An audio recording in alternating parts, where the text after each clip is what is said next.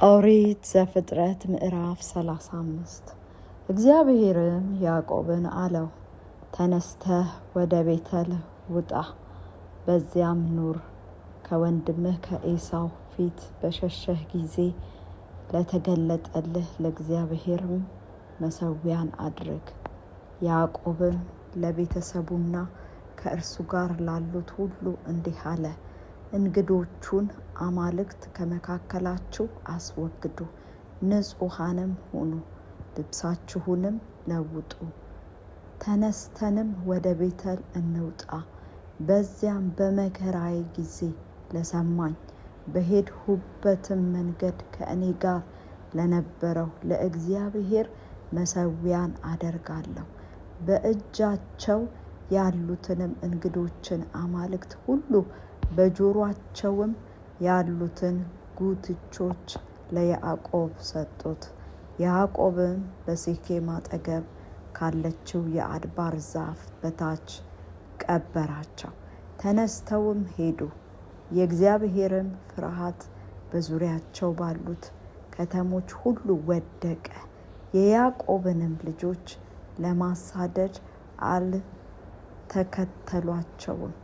ያዕቆብም ከእርሱ ጋር የነበሩት ሰዎች ሁሉ በከነዓንም ምድር ወዳለችው ወደ ሎዛ መጡ። እርሷም ቤተል ናት። በዚያም መሠዊያን ሠራ። የዚያንም ቦታ ስም ኤል ቤቴል ብሎ ጠራው።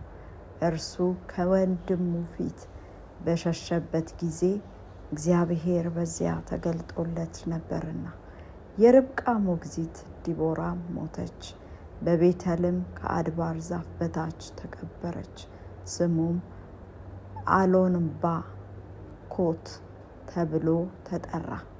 እግዚአብሔርም ለያዕቆብ ከሁለት ወንዞች መካከል ከሶርያ ከተመለሰ በኋላ እንደገና ተገለጠለት፣ ባረከውም።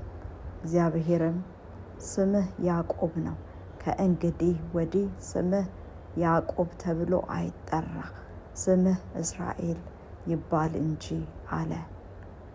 ስሙንም እስራኤል ብሎ ጠራው። እግዚአብሔርም አለው፣ ሁሉን ቻይ አምላክ እኔ ነኝ፣ ብዛ ተባዛም፣ ሕዝብና የአሕዛብ ማኅበር ከአንተ ይሆናል፣ ነገሥታትም ከጉልበትህ ይወጣል። ለአብርሃምና ለይስሐቅም የሰጠኋትን ምድር ለአንተ እሰጣለሁ፣ ከአንተም በኋላ ለዘርህ ምድሪቱን እሰጣለሁ። እግዚአብሔርም ከእርሱ ጋር ከተነጋገረበት ስፍራ ወደ ላይ ወጣ። ያዕቆብም እግዚአብሔር ከእርሱ ጋር በተነጋገረበት ቦታ የድንጋይ ሐውልት ተከለ። የመጠጥ መሥዋዕትንም በእርሱ ላይ አፈሰሰ፣ ዘይትንም አፈሰሰበት። ያዕቆብም እግዚአብሔር ከእርሱ ጋር የተነጋገረበትን ያን ቦታ ቤተል ብሎ ጠራው። ከቤተልም ተነሱ፣ ወደ ኤፍራታም ሊደርሱ ጥቂት ሲቀራቸው ራሔልን ምጥ ያዛት፣ በምጡም ተጨነቀች። ምጡም ባስጨነቃት ጊዜ አዋላጂቱ አትፍሪ፣ ይህኛው ደግሞ ወንድ ልጅ ይሆንልሻልና አለቻት። እርሷም ስትሞት ነፍሷ በምትወጣበት ጊዜ ስሙን ቤንኦኒ ብላ ጠራችው። አባቱ ግን ብንያም አለው። ራሔልም ሞተች፣ ወደ ኤፍራታ በምትወስድም መንገድ ተቀበረች። እርሷም ቤተል ናት። ያዕቆብም በመቃብሯ ላይ ሐውልት አቆመ።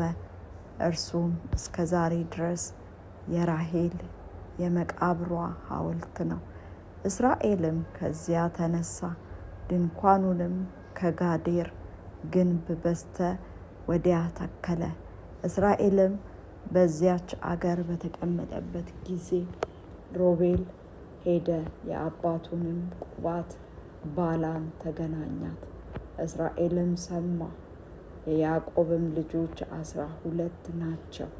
የልያ ልጆች የያዕቆብ በኵር ልጅ ሮቤል፣ ስምዖን፣ ሌዊ፣ ይሁዳ፣ ይሳኮር፣ ዛብሎን። የራሔል ልጆች ዮሴፍ፣ ቢንያም። የራሔል ባሪያ የባላ ልጆችም ዳን፣ ንፍታሌም። የልያ ባሪያ የዘለፋ ልጆችም ጋድ፣ አሴር። እነዚህ በሁለቱ ወንዞች መካከል በሶርያ የተወለዱለት የያዕቆብ ልጆች ናቸው። ያዕቆብም ወደ አባቱ ወደ ይስሐቅ አብርሃምና ይስሐቅ እንግዶች ሆነው ወደ ተቀመጡበት ወደ መምሬ ወደ ቂርያት አርባቅ እርሷም ኬብሮን ወደምትባለው መጣ። የይስሐቅም ዕድሜ 180 ዓመት ሆነ። ይስሐቅም ነፍሱን ሰጠ፣ ሞተም። ሸምግሎ ዕድሜም ጠግቦ ወደ ወገኖቹ ተከማቸ። ልጆቹም ኤሳውና ያዕቆብ ቀበሩ።